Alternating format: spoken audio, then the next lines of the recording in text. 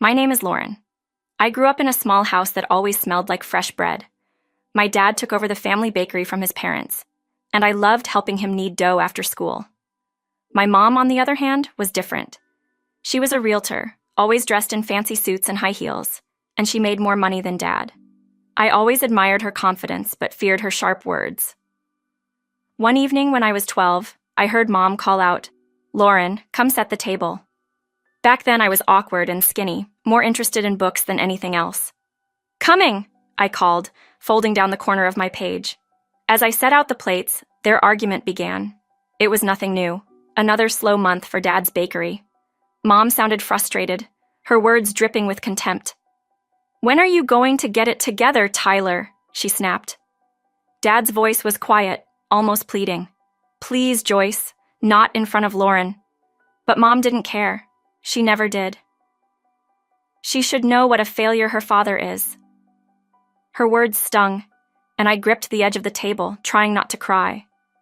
It wasn't the first time I had heard her talk like that, but each time hurt just the same. Dad tried to keep the peace, but Mom's resentment seeped through everything. "Lauren!" she barked suddenly. "Where's my wine?" I rushed to pour her a glass, but my hands were shaking, and I spilled a bit. Mom's eyes narrowed, and I could feel her anger boiling over. "You useless girl," she spat. "Can't you do anything right?" Dad stepped in, trying to diffuse the tension. "It's just a little wine, Joyce. No big deal." She glared at him. "You're too soft on her. No wonder she's growing up to be as pathetic as you." I ran to my room, tears streaming down my face. I loved my dad so much, but I couldn't understand why he put up with her.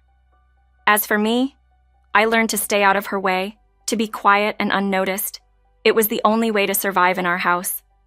The next morning, the house was eerily quiet. There was no smell of baking bread, no click of Mom's high heels.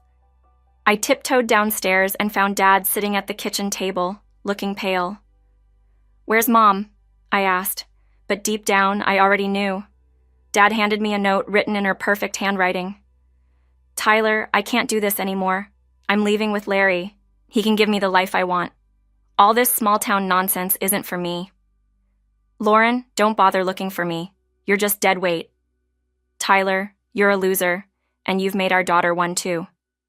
Goodbye and good riddance." The words hit me like a punch to the stomach.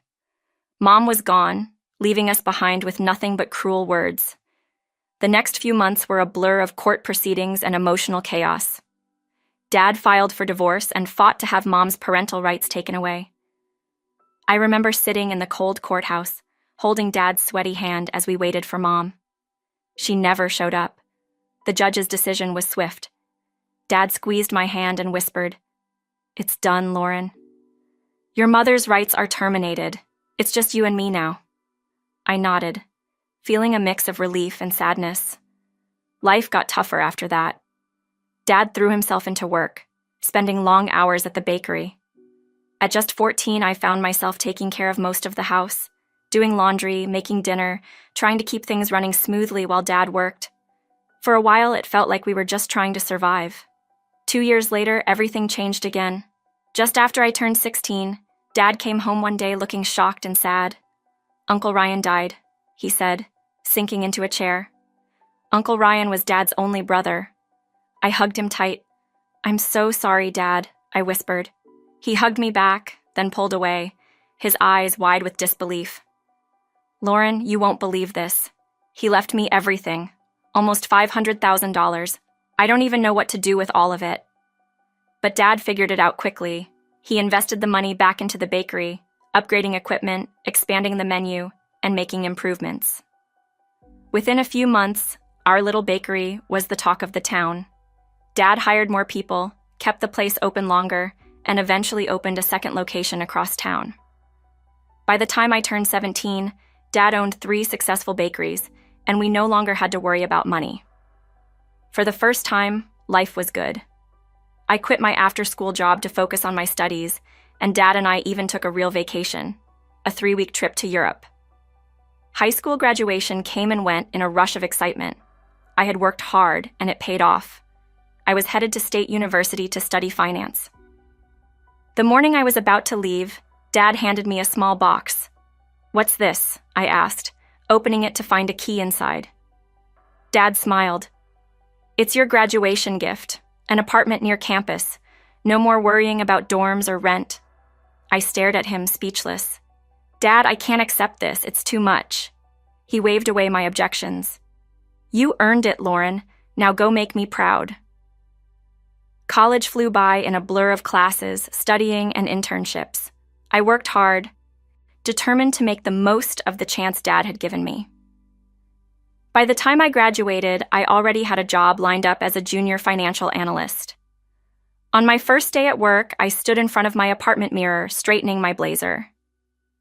"You've got this, Lauren," I told my reflection. "Make Dad proud." The job was challenging, but I loved it. Every bonus or raise I earned, I saved and invested. Dad's advice echoed in my mind. "Money makes money, Lauren. Be smart with it." Over the years, my investments paid off, and by the time I was 34, I owned 3 more apartments in addition to the one I lived in. Life was steady, predictable, and good.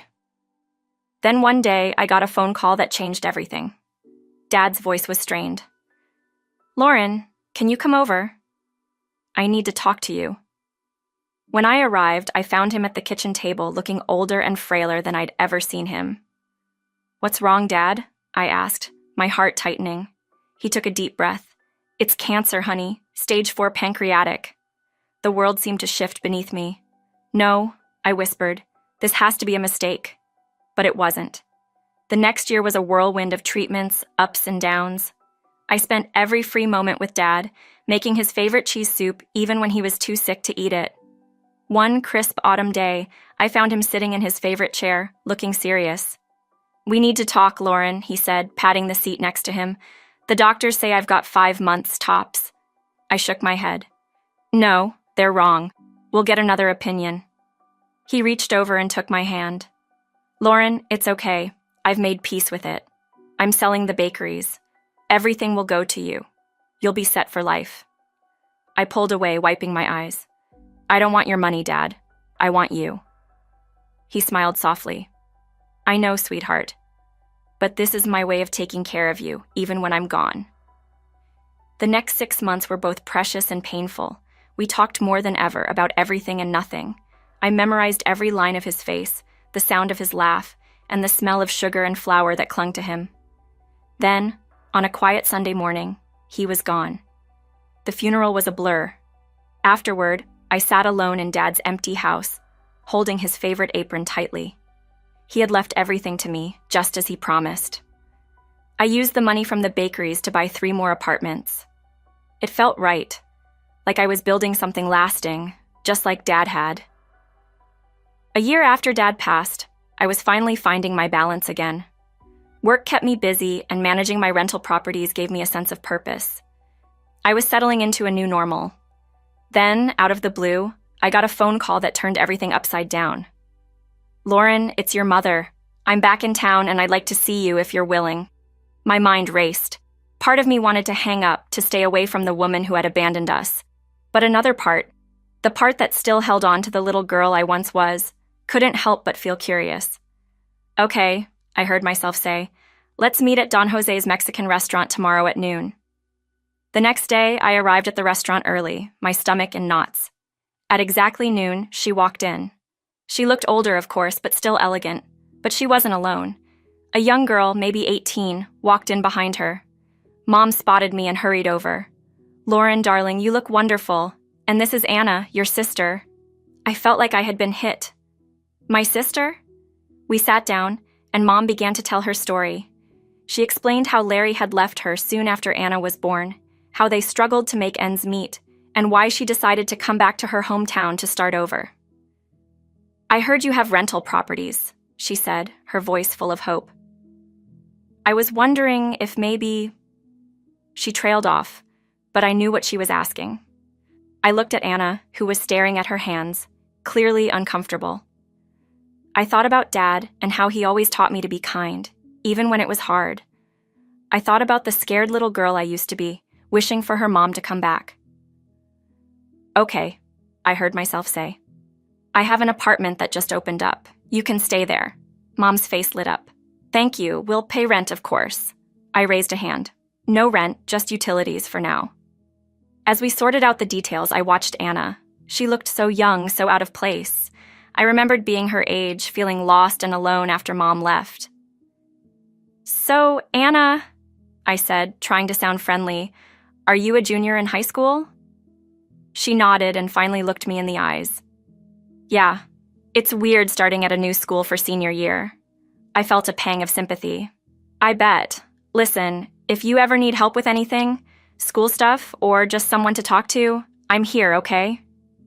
Anna gave me a small smile. Thanks. That means a lot. As we left the restaurant, Mom hugged me again. You're an angel, Lauren. I know I have a lot to make up for, but I hope we can start fresh. I nodded, not trusting myself to speak. That night, as I drifted off to sleep, I couldn't shake the feeling that my life was about to get much more complicated. For better or worse, my mother was back, and I had a sister. Only time would tell what that meant for all of us. The months after Mom and Anna moved in were strange. Mom quickly found work as a realtor, sliding back into her old life as if she'd never left. Anna enrolled at the local high school for her senior year. I kept my distance, unsure how to handle this new family setup. Now and then, Mom would call or stop by. Lauren, darling, thank you again for the apartment, she'd say, smiling warmly. You've been such a blessing. I'd nod, feeling uncomfortable with her endless gratitude. It's fine, Mom. I'm glad I could help. Anna and I slowly developed a cautious friendship. I'd help her with math homework or listen to her college plans. It was nice in a way having a sister, but there was always a barrier, the weight of all the years we had missed. Then, Anna's graduation came around. I watched from the back as she accepted her diploma, and I saw Mom beaming with pride. For a moment, I let myself wonder what life might have been like if Mom had never left. The very next day, Mom showed up at my door unannounced, her face red and her eyes blazing. We need to talk, she snapped, pushing past me into the living room. I followed her, confused. What's going on? She spun around to face me. Don't play dumb. I know about the apartments, Lauren, all 4 of them. My stomach dropped. What about them? I asked, keeping my voice steady. You've been hiding this from us, she shrieked. Living the high life while Anna and I scrape by? Half of those properties should be mine. I'm your mother. I couldn't help it. I laughed. It was so ridiculous. You can't be serious. You gave up any claim to my life and my things when you left us, remember? No parental rights, no child support. Her tone suddenly softened. Lauren, please, think about Anna. She needs money for college. If you just sold 1 apartment. Absolutely not, I cut her off. Anna's education is not my responsibility. How can you be so selfish? She wailed. After everything I've done for you. That was the last straw. Everything you've done for me? Are you talking about abandoning me? Calling me useless in your goodbye note? Or maybe you mean living rent-free in my apartment for months? Mom flinched, her face going pale. For a moment, she just stood there, her mouth opening and closing like a fish out of water. Then, without a word, she turned and stormed out, slamming the door behind her. I stood there, shaking with anger and hurt. How could she? After everything, how could she try to guilt me like this? I sank onto the couch, my head in my hands. Deep down, I had known letting Mom back into my life was risky, but I had hoped. Well, I wasn't even sure what I had hoped for. As my anger faded, a deep sadness took its place. This woman, who should have been my support and protector, was a stranger who only wanted to use me. And what about Anna? What was I going to do about her?